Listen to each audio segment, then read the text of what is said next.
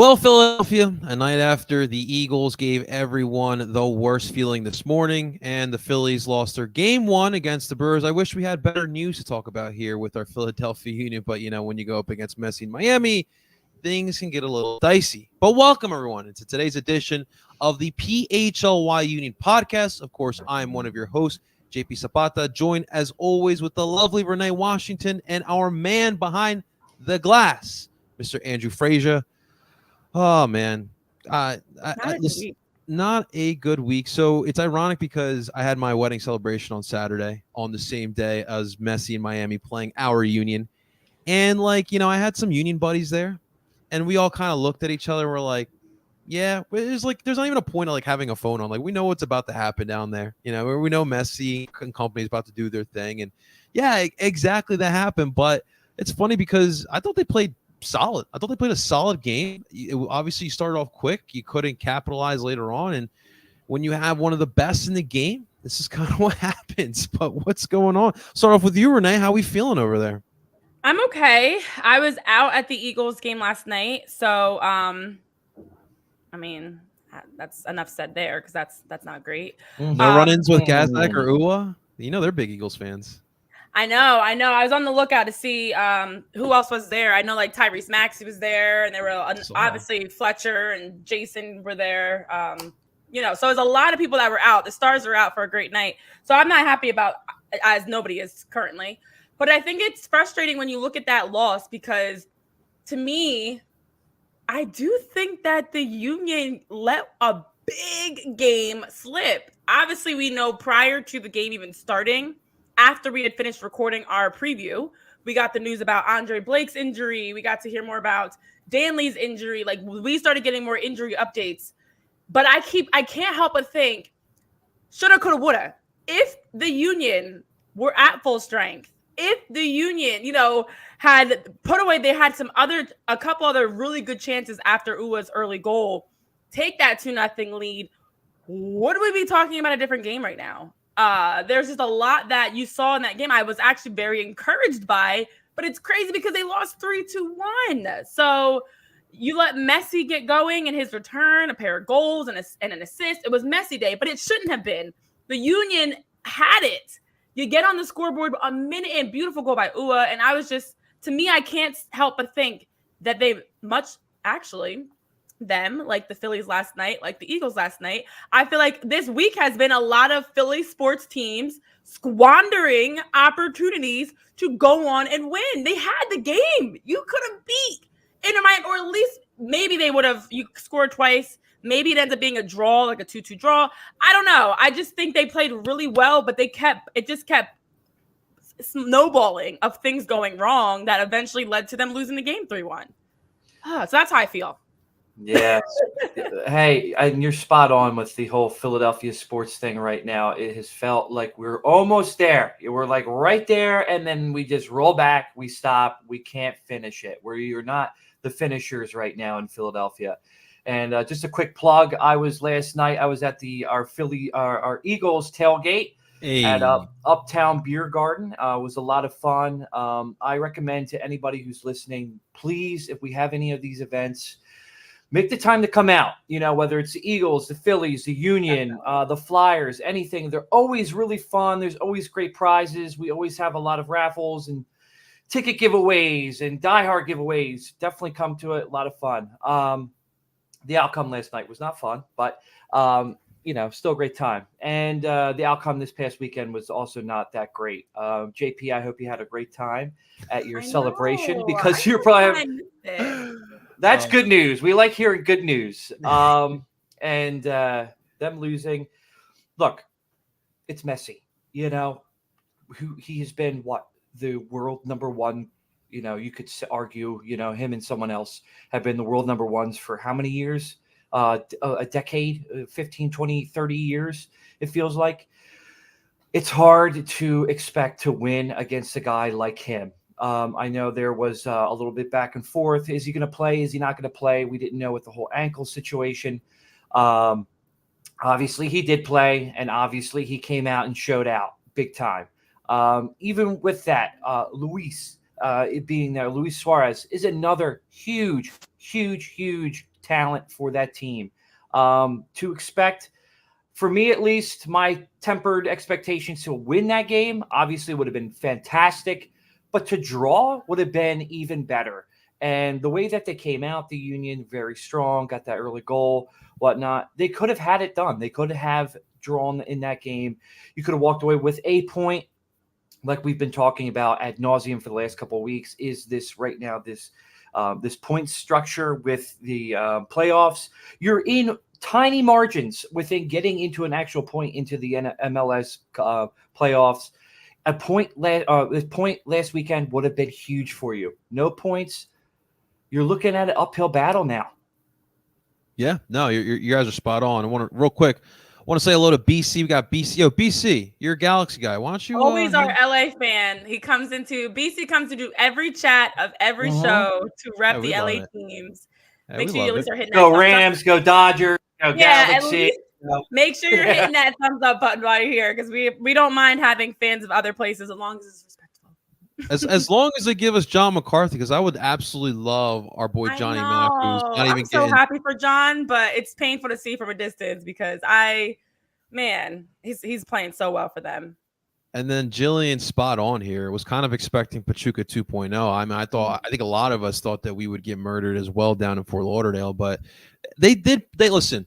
We can't really kill them too much because they did play a good match for most of it. I unfortunately have to go back to a narrative that we just constantly keep talking about throughout this entire year, is that, like, this Union team is good. Like, there's nobody arguing within this league that they are a good team, and it's unfortunate they put themselves in that hole throughout the season where now you're fighting to try to get into the playoffs. But look at the other side. Now, again, nobody's asking for the Union to go get Messi and Suarez, but it's a difference when you have guys like Gazag and Ua and Baribo, who, yes, they did play well, but even on a night like Saturday where, listen, Messi knew, like, let me just stroll around here for 20 minutes. Let me just analyze what's going on. And then boom, 26th minute, here comes the first goal. 30th minute, here comes the second goal. And now the Union's mentality is like, oh, well, F. What do we do now? Now we got to climb back, and it's 2-1, and now Miami is rolling on all cylinders. They get that late one in the 98th minute by Luis Suarez, which was whatever. In reality, it's a 2-1 win. But this is why I say, like, you don't need to go get big stars, but you need to find difference makers. And difference makers, unfortunately, are not 16 and 17-year-old kids. I think someone commented at me. I put the tweet out, obviously, letting people know that we're going to be live in 15 minutes. And someone goes, we got 5 homegrowns out there, and we're going up against 2 GOATs in Messi and Suarez. Like, the disparity is real here, guys. Like, the Union can play with all the heart, all the effort. Was great in the first 10, 15 minutes. But at the end of the day, all it takes is just one play. And for Miami's at 26 minute, and that's all they really needed to get that win away. So I give them kudos. They definitely deserve to get a pat on the back because they did play well. But it's, again, that's the margin right there. It's the names on the back of the shirts. Mm. That's what's frustrating, because you go into that game without Andre Blake. You have Andrew Rick in net. You have a back line with guys like Kai Wagner, who's a yellow card away from yellow card accumulation causing suspension. Jack Elliott, who now is going to be suspended after his yellow card accumulation. And even it was this past weekend, it was Saturday, and even looking ahead to Wednesday of now, okay, it's going to have to be Nate Harriel slotting into center back, as Jim Curtin was mentioning today. And Olivier Mbaizo at outside back. And the backup option is Makanya. And they feel like they're confident in Makanya if they need to put him in. The depth has always been my concern when it comes to the Union. And it's so frustrating because I do think they have a lot of talent. I love how Quinn Sullivan is playing and Ali Bedoya, and the mixture of how the homegrowns and Jack McGlynn, Nate Harriel, Quinn Sullivan have stepped up. Kevin Sullivan's apparently playing a lot better and on the doorsteps of getting some more minutes. The homegrowns are great, but you also need guys that you can sprinkle in, veterans, homegrowns, and somewhere in between. And I think that's what's always missing. Bringing in Danley, bringing in Sam, both of them are good depth pieces. But you look, the back line has been so thin. I know Jillian actually asked Jim about that in the press conference today. The back line is something we've talked about. goalie. We've talked about it. And you need to have a plan. Andre Blake's not playing here forever. And your four backs cannot play every minute of every game. So what happens when you're missing one of them? And I think Saturday was another reminder that while we are getting more, we're getting more of Jeremy Raffanello and different guys that are contributing, and we're raising the middle, they still don't have the back line to compete. And Miami's back line was not great. Obviously, Uwa's goal was because of that, but they're beatable. They have a back line that is their weakest part of their team. Everybody knows this. It's just the facts, especially when you have guys like Luis Suarez and Messi in your attack. It's hard to balance that defensively. And so the Union were doing a great job of generating opportunities, very threatening opportunities, getting forward, getting numbers, getting in the box, creating some really good shots. But they should have been able to battle if they had already been built for this. And they're not. They're not built to sustain 90 minutes and plus with stoppage time of play against a team like Inter Miami. That's why you saw the first 25 minutes they came out sharp, clicking, scoring. But you can't keep that up because now when you go to your bench or when you have, the natural momentum swings, you don't have the pieces to keep up with a team like Inter Miami. So it's not even just your top guy. I don't think they just need that one or two top player, which would also be great. They still need more Danleys, more Sams, more Quinn, more Jacks, more guys that when you go to the bench, they can keep the level high versus going to the bench and you're just kind of holding on. And like with every play that was happening, it's feeling like, okay, we got through that one, but it feels like the dam was slowly breaking. So I think that's the most frustrating thing that we have talked about, again, tirelessly, that they're not built to last and they're not built for the success needed to keep up with the top teams in the league. Definitely. And I remember listening to last week's show when we had Alex on and, she was covering, obviously, Inter Miami. And, her biggest concern was Miami's back line, and how weak they can be, how vulnerable they can be. And that she said in order for them to win, they have to pretty much just score out. They have to make sure that they're beating their opponents by scoring. And, she was right, and we saw it in the game, that Miami's flaw, their Achilles heel is their back line. And we didn't take enough advantage of it. And like you just said, Renee, I think the biggest thing is that we don't have veterans out there that know how to achieve that goal. It's great having these young guys, these homegrowns, and it's a great element to your club. You want that. You want to have that base. But in any sport across the world of sports, the veteran presence, the veteran experience is what really is the driving point to a winning team. Having guys who have been there in situations like that, who have the knowledge, the experience, bringing that element to those guys is what's going to drive your team to be successful. And if you don't have that, you have a bunch of guys like running out there not knowing really how to deal with this, adversity or this situation or how to, to counteract a team. They just don't have that. And I think that was the biggest component missing this past week was that veteran experience. Absolutely. And good point there, Andrew. Obviously, veterans are a key to success on the pitch. But if you want success in your pockets, ladies and gentlemen, let's talk real quick about our friends over at Trumark Financial. Because, ladies and gentlemen, finances are a tough discussion here in 2024, but we're all trying to improve that, right? So with our friends over at Trumark Financial, look at your credit union career started here today. And check this out, guys. Trumark Financial's debit card earns rewards points. Yeah, your debit card. You can get actual rewards points from your debit card. That's sick. Every time you select credit instead of debit at checkout, you will earn credit union reward points. As points add up, redeem them for cash, travel, or retail gift cards, merchandise, and much more. You can even monitor your credit score, which is extremely helpful, guys. Credit score is extremely important, and you always want to make sure you're monitoring that, and they will be able to help you with that with their Savvy Money. Regularly check your credit score for financial awareness and error detection. Protect against identity theft. That's not fun, guys. You can monitor for any unauthorized activities. Build financial stability by improving credit habits and maintaining a healthy credit score. Trumark Financial is federally insured by the NCUA and is an equal opportunity lender. If you would like some more information one of two things. If you're more new school, we can go to trumark.com/PHLY. Or if you're a little more old school, we have 24 branches in the area for Trumark Financial. You can walk up into any one of those branches. They'd be more happy to help you with any questions you have, and they can get your credit union career started there as well. So, ladies and gentlemen, be a winner in your pockets with your finances with our friends over at Trumark Financial. Love that. Love that. And I also love the fact that in addition to the convenience of having your finances in your pocket, you can also have your pharmacy services in your pocket. With Rite Aid, they've got some great pharmacy services for you that give you the convenience of being able to access and avoid the stress by utilizing their mobile apps.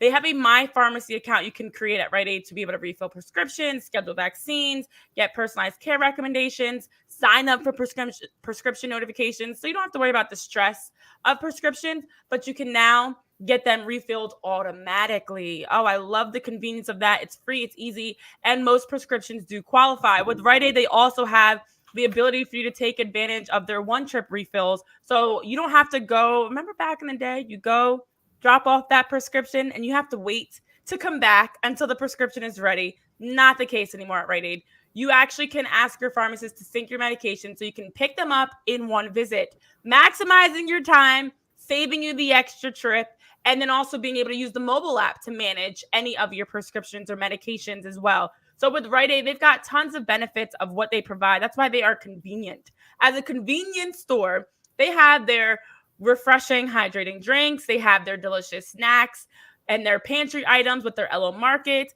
They have their fall allergy medication, but they also have tremendous pharmacy services. You can transfer your prescriptions to Rite Aid today. Just go to riteaid.com/transfer. Rite Aid does have those caring pharmacists also there on site ready to answer your questions and help you stay healthy. Get your prescription along with anything at Rite Aid you may need, including those medications, household products, cosmetics, and much more. Just ask your pharmacy team for detail, and some restrictions do apply. I love it. I love it. I love it. Love it. All right. I wanted to get that out the way because this next topic I think we're going to be talking about for a minute here. Smart. One thing I wanted to bring up, and you guys kind of alluded to it as well, like their plan going into the season for depth is just juvenile. Like the mentality is absolutely juvenile. Like to sit there and think that guys will stay healthy for an entire season with a congested schedule. Oh, by the way, you have a handful of players who represent their countries in international break. Mm-hmm. So like you look at it now, you know, we just got off the presser with Jim, right? The fact that the plan for the third center back is a fullback who is 21, 22 years old. Like, how is that an actual plan? Like, I get it. Damian Lowe, you were about to let him go for free in the winter, so you just might as well make something from him, right? But now you have nobody, and obviously they don't trust Magana. So, like, I just don't think that that's a great plan. The goalie situation, right? Like, it sucks that Zemla didn't pan out, and he got obviously rushed into this. But again, Andre Blake, not getting younger. Andre Blake, the starting goalkeeper for the Jamaican national team. You know he's going to miss some time. Over the past few years, he's been missing time with injuries. Now, obviously, the fact he missed like 20-some or up to like 20 matches this year. Like, obviously, that's something we did not anticipate. But we could talk about this whole entire squad. And obviously, up until Barribo was showing out, we really have a plan for backup at forward. Then we got Sam Adeniran. But how do you go into another year just hoping that guys stay healthy? Like, that's another big problem that we just haven't talked about enough here. Yeah, and that's been the concern, to be honest, because you look at like Daniel Gazdag. I know the MLS just released the list. He's in the top 25 across the league for jersey sales. You have a Daneil Jacks who coming in. Daneil has been recognized by the league.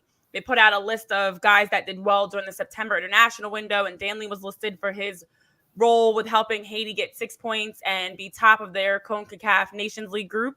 It was great just to read that. You know, he did do a good job in the transfer window, played the full 90 minutes, scored a goal in their 4-1 win over Puerto Rico. You know, these are the types of guys that you have to have on your roster. Guys with international success, guys with a household name, like the fact that someone like Danny is in that top 25 list, you should have a couple more. Because what does that mean? That means you have players that fans connect to because not only are they good, they enjoy watching them, they want to buy their jerseys.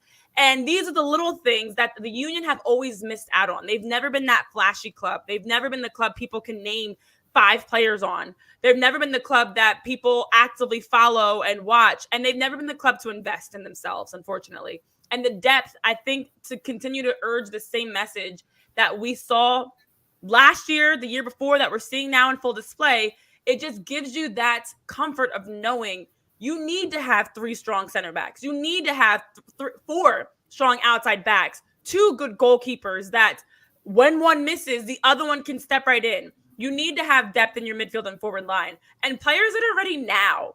You know, Makanya, it's taken him a very long time, but Makanya, it shouldn't have to be him. They should have been able to hold on to Damian Lowe, and that's an easy decision that he slots in as starting center back. So it's frustrating because they have had guys and they lose those guys. And then now you're putting more on a Jack Elliott who's got all these yellow cards and plays a ton of minutes. You're putting more on Ali Bedoya, who was nearly out of the league last year and is back on that 1-year deal.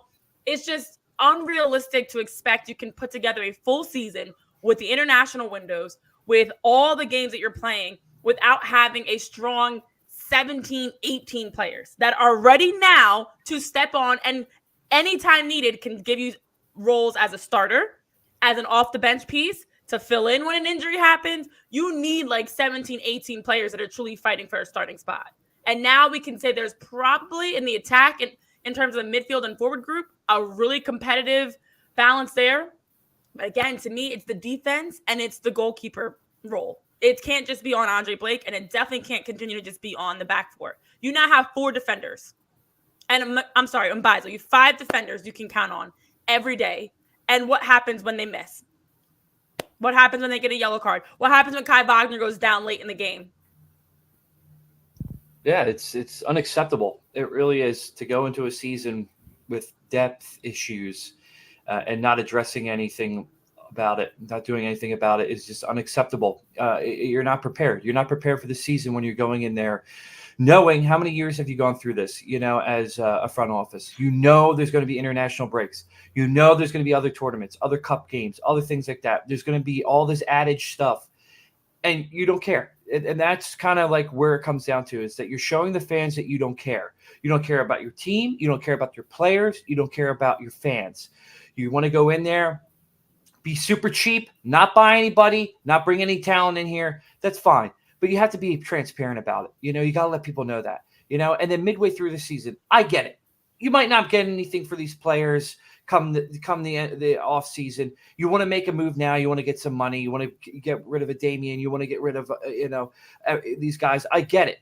But at the same time, you need to be prepared for that. So what are you going to do now? What's your big plan? Are you we're just going to roll over and die? This is the end of the season. Oh, we lost to Messi. We're just going to roll over and die. We were small margins in the playoffs. Who cares, right? Who cares? And we'll just wait till the end of the season. We'll go to the off season.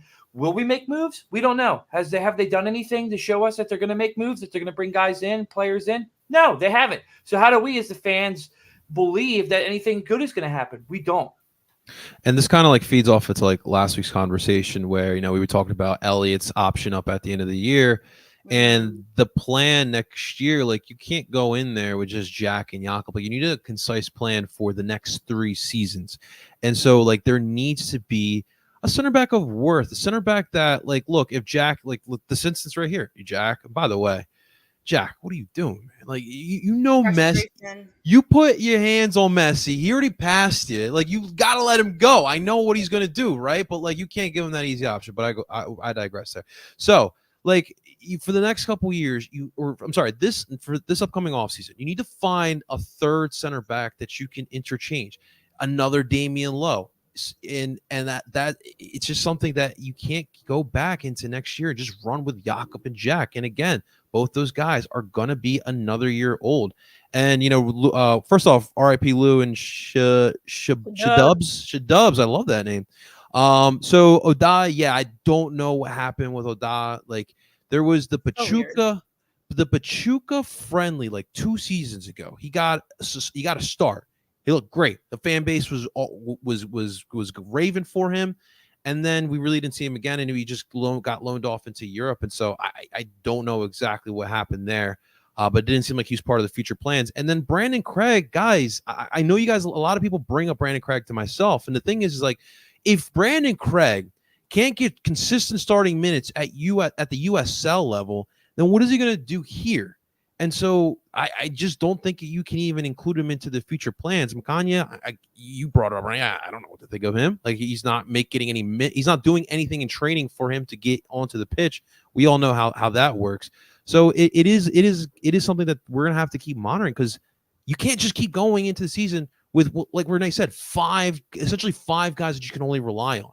And to the left hand side of the fullback with Kai Wagner and his backup, that sucks, because you were going into the season thinking that you had Isaiah LaFleur as your backup option behind Kai, and unfortunately he tears his ACL, and there goes that plan. You do have your backup with Mbaizo behind Harriel, but the center back position, the whole time it was Glesnes, it was Elliott, it was Lowe, and Harriel was the fourth option. That cannot be the option again going into next year.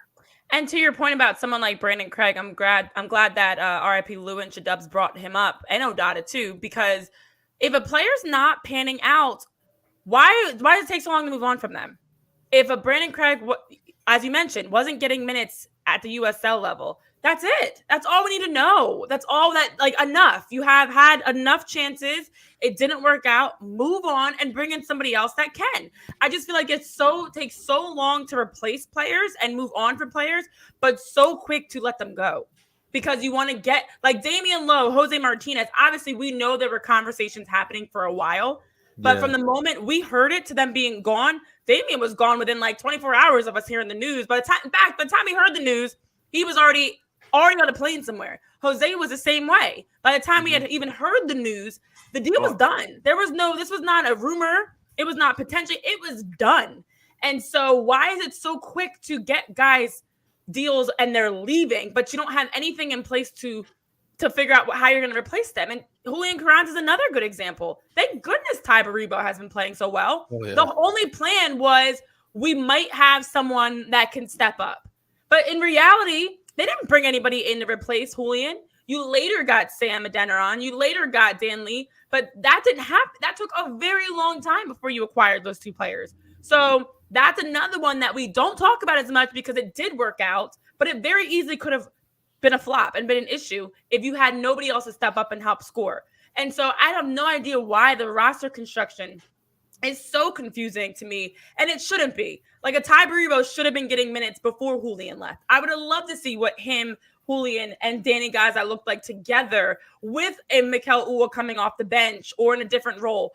But we never got that chance because for whatever reason, it's like this, I don't know. To me, it feels like, guys, with some players, the leash is so much longer, and with some it's so much shorter, and it doesn't make sense. It doesn't balance out. Like, why are we so quick to be comfortable going to even like an Andrew Rick, but you weren't quick to go to like a Ty Baribo? You know, like, I know circumstances also forced us to have to go to Andrew Rick, but like an Oliver Zemla, we haven't seen since. Why was it so quick to pull the plug on Oliver Zemla, for example? He was put in the fire. My guy was literally thrown out, set up to fail. I still think he's a great goalkeeper. So you don't give him a chance ever again. But then on the other side, like, it just, to me, is weird of how I understand everyone's got to earn their time in training and yada, yada, yada. But it feels like the expectations are not the same for everyone. Anytime there's Anytime there's like a question like that, Renee, I always say, because it's the only thing I know is that probably didn't practice hard enough. Probably didn't do enough in practice. Get told that they have to, it's training. But we know that some players, and I can say this as a soccer player myself, some players are better game players than practice players. And some are the opposite. They're great practice players, and you put them in a game, and they, under the big lights, do not bring that same level. Jeremy Raffanello, Chris Donovan, Oliver Zemla, like, there are guys we just don't see. We just never see them for stretches at a time. And then all of a sudden, like a Ty Baribo, we, for the longest time, much like Odata, was like, where is Ty Baribo? Why do we never see him? And now we see him, and he's amazing. He's one of the best players offensively that we've seen in a Union uniform in a very long time. Oh, I feel like if you brought him up sooner in the season, and you still had Julian here, I mean, I think you you wouldn't have seen him leave. I don't think Carranza would have left. I think you would have had a very strong attack. I think you would have been you wouldn't have gone through that slump. I think you would have seen goal after goal after goal. Yeah. And the thing is, like you guys both just said, he wasn't good in training. Ty was not good in training, so they did not think that he was going to be good in games. Well, clearly they were very wrong, and well, we paid the price because we lost one of our best strikers with him. You could have had something really great here, but you didn't. And that is the key, though, Andrew. I'm so glad you said that. And I know, JP, you're about to jump in. So I no. You're good. You're good. That I think, and we've seen this in so many different ways. A Julian Carranza, Jose Martinez are more likely to want to leave because of the frustration of there's not getting players around them. They're not getting the help that they need. So they're more inclined to leave. But that looks different for some people. Jack Elliott, who's still here, Kai Wagner, who's still here, their frustration is showing up in the yellow card we saw Saturday by Jack Elliott. That is 1,000%. It's a 2-1 game. It's a frustration play because your defense has been under assault. Not to mention, you play so many games. Part of depth is not only to keep the balance if somebody gets injured, it's to keep people mentally fresh. They are playing game after game after game, from the 10 winless streak to the unbeaten streak in the start of the season. Like, they have played through it all, the highs and the lows. You need to be able to have every once in a while, okay, Damian's going to start today, just to give Jack a break. They're not getting a break, and that frustration also makes people ready to want to leave. You get better money, you get better opportunities, and why would you stay if you're unhappy with your role with everything? Yeah, and just to add to what you were just saying about people leaving, Shadubs in the comments just said, don't be surprised if Baribo leaves. Mm-hmm. Yeah, this is his tryout for that next club. I'll tell you what, if he has what he did in this short span, if he does that for an entire season, I mean, that Europe is definitely kind of come calling for sure. Shadubs has some great comments here. Listen, we got to get Andrew with this one here. Gundogan is leaving in the winter transfer window. I just saw he went back to Man City this past year. I would love to see him in the MLS. That'd be a fun player to kind of have here. He's got some pedigree. Yeah. We all know where he's not going, though. Won't be with the Union, unfortunately. I'd be a great center back depth piece. Come on now. You kidding me? All right, let's talk about another pressing topic here. We guys kind of alluded to it too. The goalkeeper position. Now, obviously, Andre Blake got hurt during international break and was not ready for Saturday's match. We'll see. I think Jim said that it is day to day. We'll see if he'll suit up for tomorrow. My guess, he won't. But bigger picture here, right, guys? Because look, all due respect to Andrew Rick, he's a young kid. Can't really fault him too much for what's been going on. And then Oliver Zemla probably got rushed into that position as well. I personally think his confidence right now is just a little bit shattered. But going into next year, you need to have a legit backup option. And Renee, my love for Matty Freeze, who we'll probably see tomorrow as well. But there's a reason why I loved him. If Andre was out, I can trust Matt Freeze for however many starts I need him for. I can't trust Rick. I can't trust Zemla. I can't trust Joe Bendig. Any of the options we've had since Freeze, I can't trust. So, this needs to be and I don't want just a backup. I know we just extended Andre, but you need a legitimate young option that you can trust when Andre's out or when Andre's off with Jamaica. You need that because you saw on Saturday, and again, it's no disrespect to Andrew Rick, but I mean, any young goalkeeper going up against Messi's in the Suarez, that's a tall task to ask. There needs to be a legitimate option for the back line and for the goalie depth going forward here. Yeah, and that's the thing. The Union are doing all this despite having no options, to be honest. And when you look at the fact that they're still in 11th place right now, they actually aren't fully out of playoff contention. And that's something that Jim was mentioning of the urgency. You have guys that are injured with Danley and Andre, but you also need them. And you also need to balance this juggling act of you need as much as you can your best players, but you need to make sure they're as close to healthy as possible.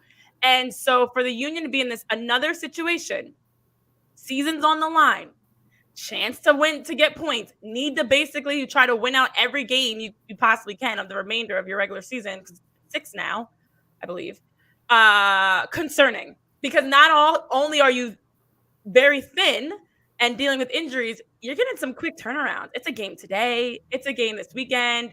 It's Sunday, but still, it's a very quick turnaround. So it's the toughest stretch of the season, close games, and a lot of injuries, which reminds me of last year when down the stretch, they had a lot of ties. Remember the tie series of like 7 straight ties, 8 straight ties that they had going into the playoffs, where they needed to win games. They had at least locked in a playoff spot, but couldn't win a game.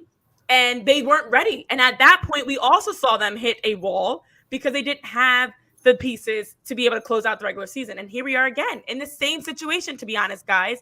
Last stretch of the regular season, and they have hit a wall. So from Andre Blake all the way through, these guys are tired. And everybody is. But to your point, JP, what most teams do, and I see this from the NWSL to the MLS, your backup pieces need to be pieces that can start.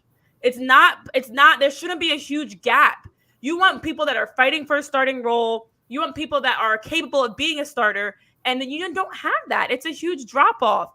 And unfortunately, Leon Flock, Matt Rial, Jeremy Raffanello, Ty Baribo, Chris Donovan, there are a lot of guys we can point to. Marcus Anderson, a lot of guys we can point to, and it's like, what happened to them? Oliver Zemla, what happened to them? Where is their confidence? Where is their, like, where are they even on the team anymore for some of them? The Matt Rials and Brandon Craigs, there's this group of players that are just mismanaged, I hate to say. And they possibly could be giving us more. Ty Baribo. They possibly could be adding more. Leon Flock, of course, with injuries. So they've got to do a better job with the middle guys they do have. And that would probably help when Andre Blake's out and you need Oliver Zemla, if he had confidence. So there's this thing in golf. I'm going to bring cross-pollinate another sport here, golf. There's this thing in golf called the Yips. And what the Yips are it's when a golfer can't hit the ball straight. They're having a hard time hitting their clubs. And it's a mental thing.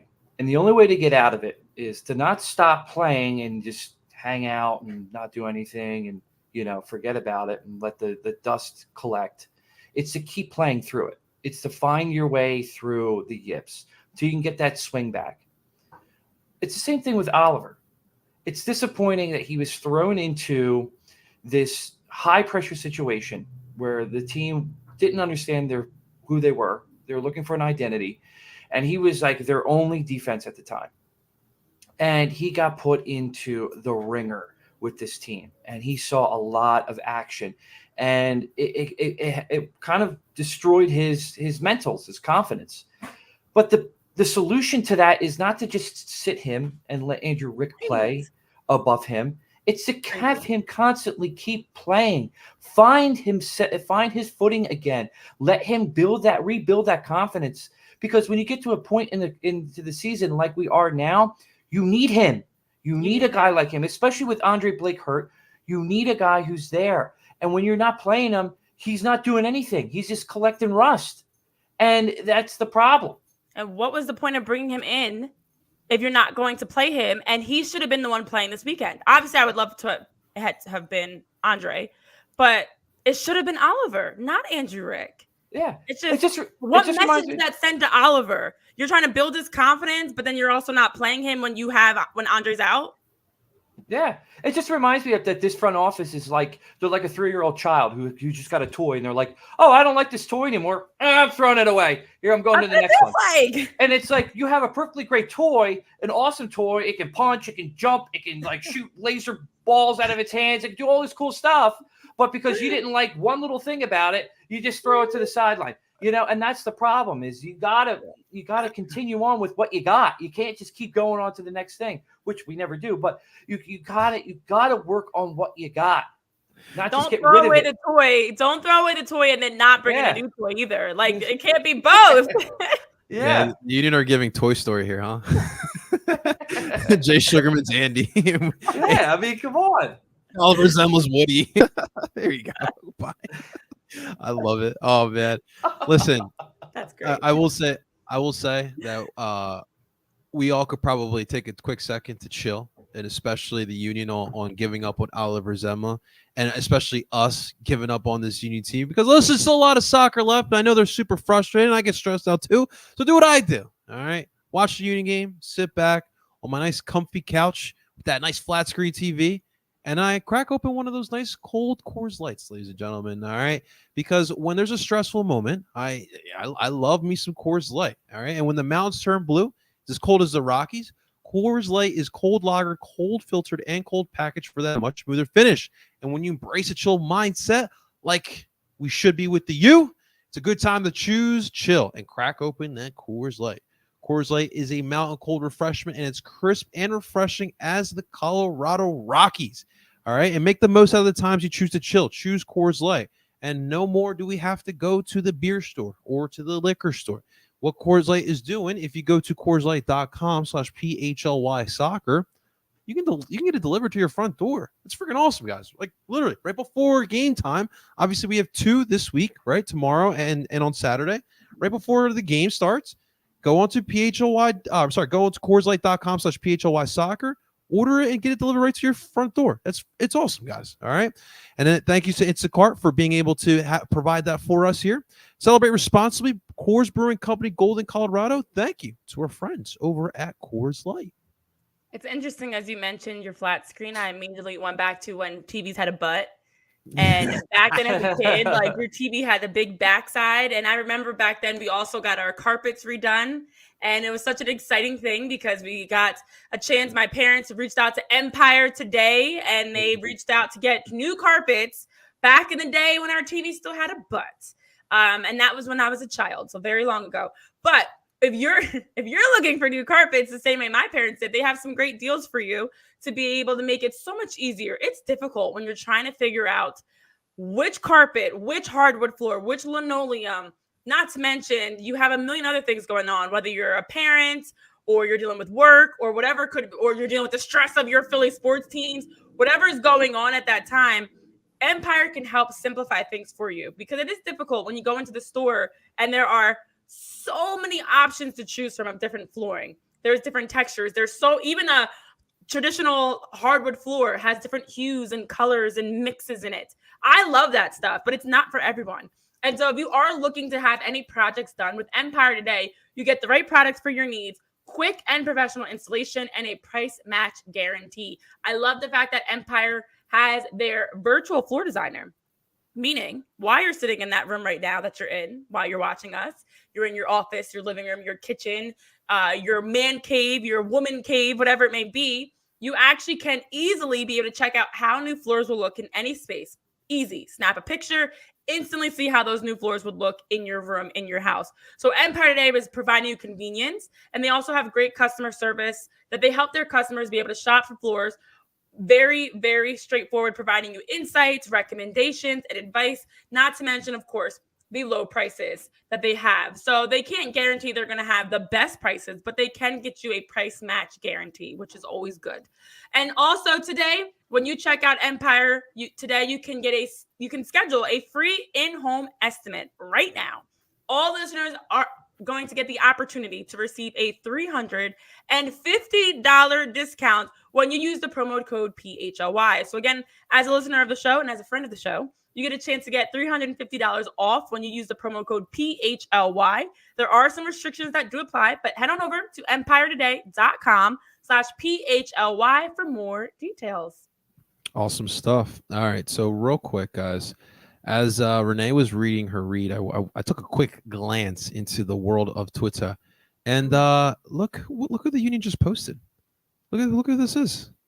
Oliver Zema. Oh, wow. Could they be hinting at something here, huh? Did they just hear us? They probably did. They said, you know what? They're right. You know what? Zema, get back in there. We're not going to give up. Games. You can't play games with folks. I mean, yeah. The hard part is I don't care how professional and old and much money players are getting paid. They're still human.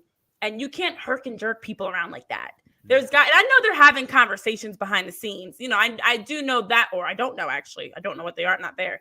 I'm going to assume because every coaching staff is having those conversations with their players. But as a player, and I know I can say this, I'm sure many can agree, it doesn't matter what you're told. Because at the end of the day, if you're not getting the opportunities that you deserve, they can tell you till they are blue in the face. Listen, this is why we think this is best for the team right now. Blah, blah, blah, blah, blah. Here's all the like flowery reasoning. If you're not on the field and you've been working your butt off and you know you deserve to be on the field, nothing that they say is going to matter.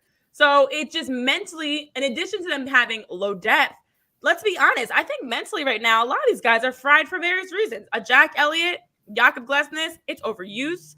Kai Wagner, you can say the entire back line, I should say, is overused. That middle tier of players, it's the uncertainty and inconsistency of their playing time. But you expect them to go out and be able to close out the regular season to get a playoff spot. That's why I hate their mentality that, like, you know, a lot of times they will justify like re-signing a player over going out and getting someone else because they want people who understand the system. And I get that. Like, continuity is great and all, but like after a certain amount of time, like especially like this team, all they have to show for over the last 5 years is a supporter shield. Like, you guys can give me the semifinals of CCC. You can give me the third place of Leagues Cup last year. Like, you can give me any of the accolades that they've accomplished over the past couple years. But at the end of the day, there's no MLS Cup championships. There is no Champions League, Champions Cup, whatever you want to call it. There's no championships for that. There's no hardware whatsoever. Yeah. You got to keep reinventing. You got to keep things fresh.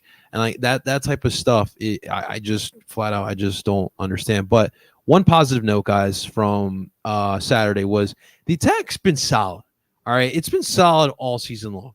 And like, you look at kind of some of like the little stats here, like they did have 8 shots on goal off 21 shots. Like they outshot Miami, which is obviously when you see what Miami has in the attack, that's pretty cool. That's pretty good to see.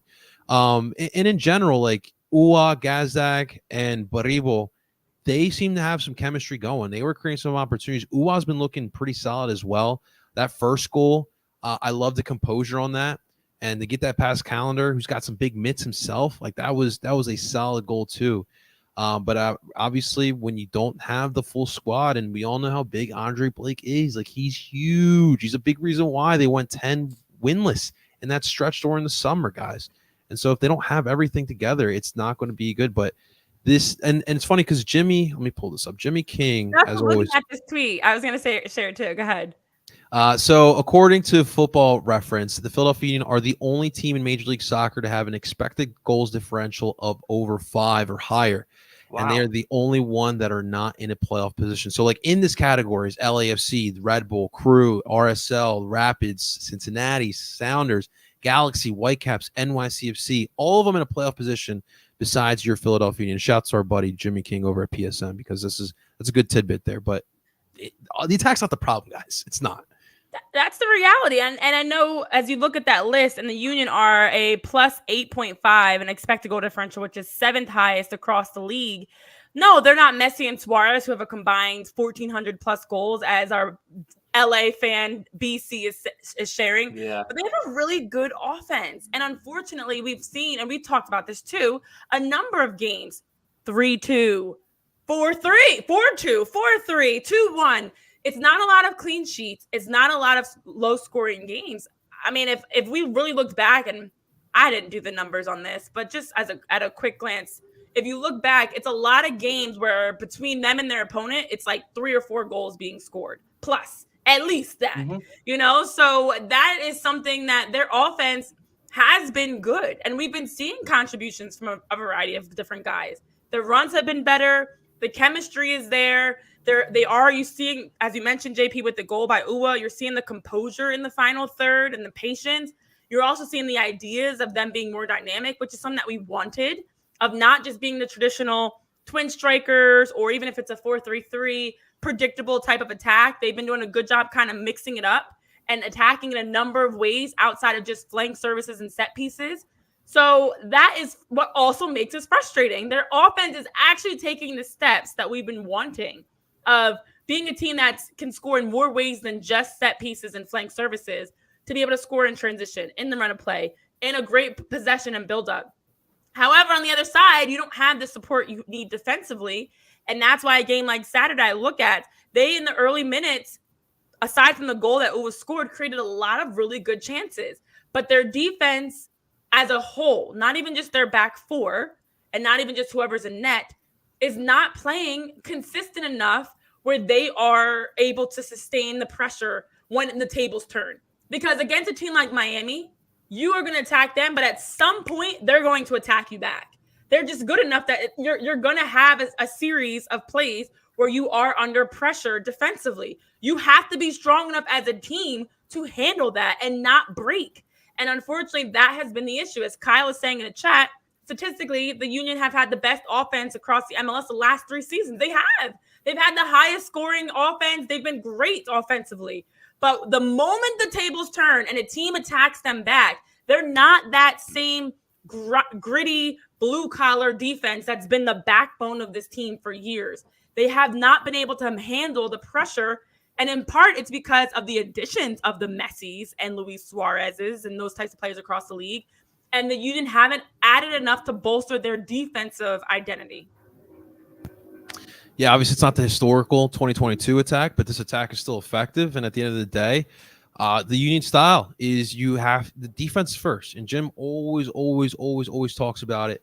And if that defense is not clicking, it's going to be hard to score some goals. But that first goal and that only goal for the Union from Uhre, it was pretty damn solid. And so I'm assuming this is going to continue happening, guys. And as we look real quick here, I wanted to give everyone the little updates here on the standings here. That's what's going on in the league. As of right now, the Philadelphia Union are sitting in 11th place in the East. They are 2 points behind DC United, who hold the 9th spot for the play-in game. Toronto FC have 36 and 8th place. So still some time. We have, 6 matches now? 6 games left. 2 matches this week. So time is running out. 6 extremely important ones. You have 2 Eastern Conference foes. We have some 95 rivalries going on here with DC and New York. It's going to be a big week here, guys. And honestly, if the Union if you want to keep the playoff hopes alive, I'm going to go ahead and say you need at least 4 points here this week. You need at least to get 1 win and 1 draw from both of these matches. And it is doable. I mean, NYCFC obviously in a playoff spot. They've been a solid team who've been adding players to that squad. Still really solid. I like some of the pieces they have added too.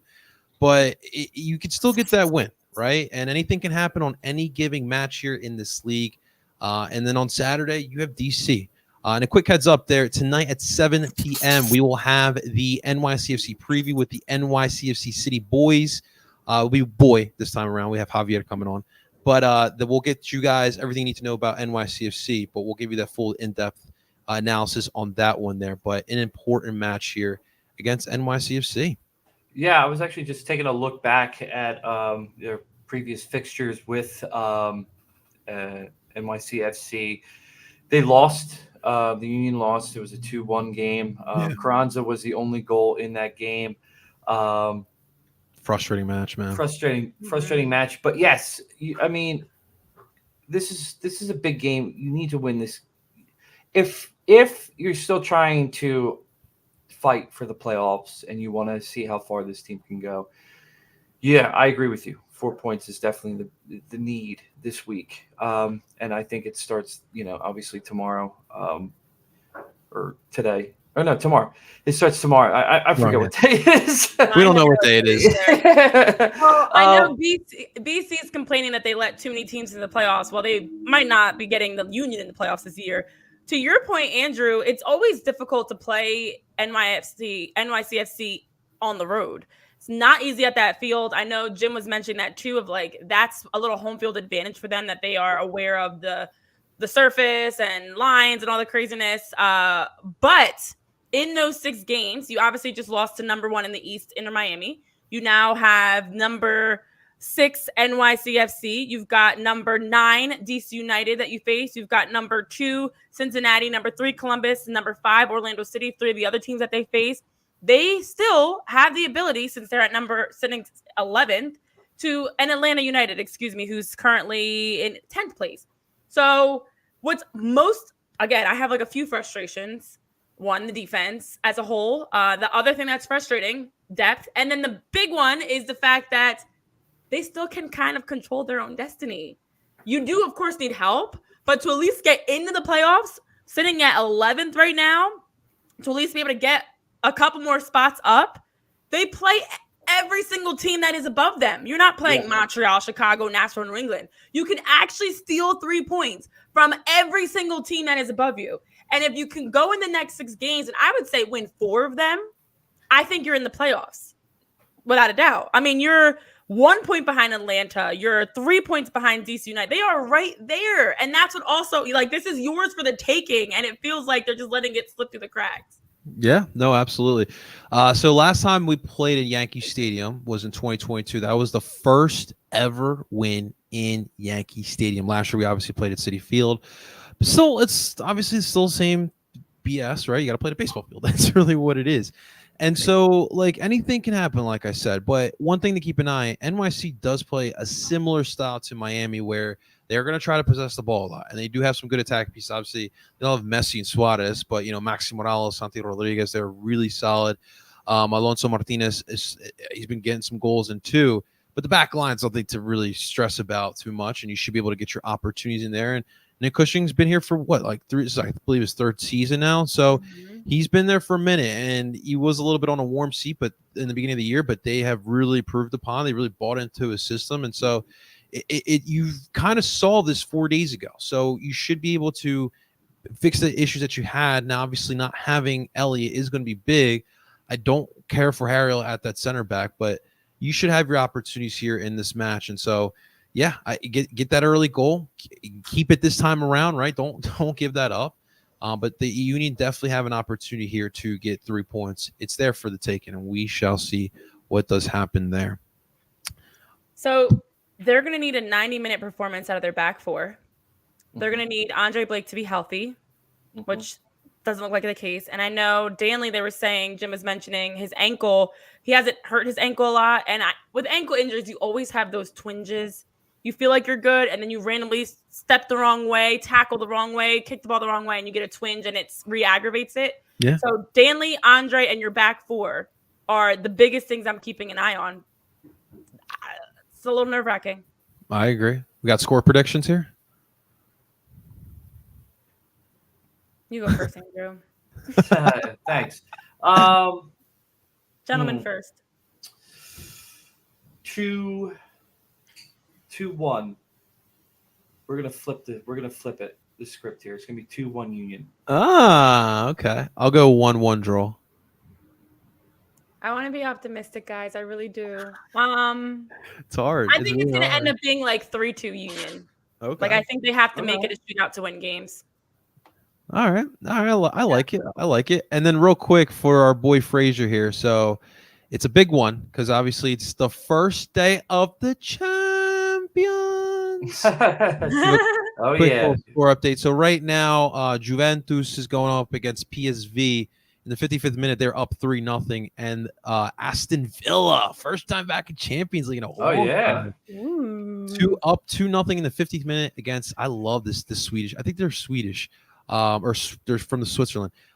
Young boys. The young Bulls. They're Swiss. The Swiss, they're like they're probably like the best club in Switzerland. But they're up Aston Villa's up 2-0 on Young Boys there. So that is your check that out. That is your Champions League update. BC Galaxy will smash Portland 3-0. I mean, you guys are in first. Oh, by the way, guys, how about Carlos Vela coming back to the freaking league? Huh? LFC. Again, I'm going to add that to my list of things that are frustrating. Excited for the league, but we just know none of these things are ever going to happen in Chester. Yeah, no, it sucks. Absolutely. Never say never. Never say never. Maybe. Highly unlikely. Highly never unlikely. Say never. Somebody remembered it there. Wow. I know a little Justin Bieber. Listen. Oh, wow. Okay, Biebs. Oh, Biebs. J. Biebs? I get my peaches out of Georgia, you know what I'm saying? JP Biebs in the house. I love it. All right, guys. Well, that's going to do it for this edition of PHLY Union Podcast. Listen, we hope that later on this week or next week, we have 2 matches to talk about with good results. Like I said, 4 points. 4 points, guys. All righty.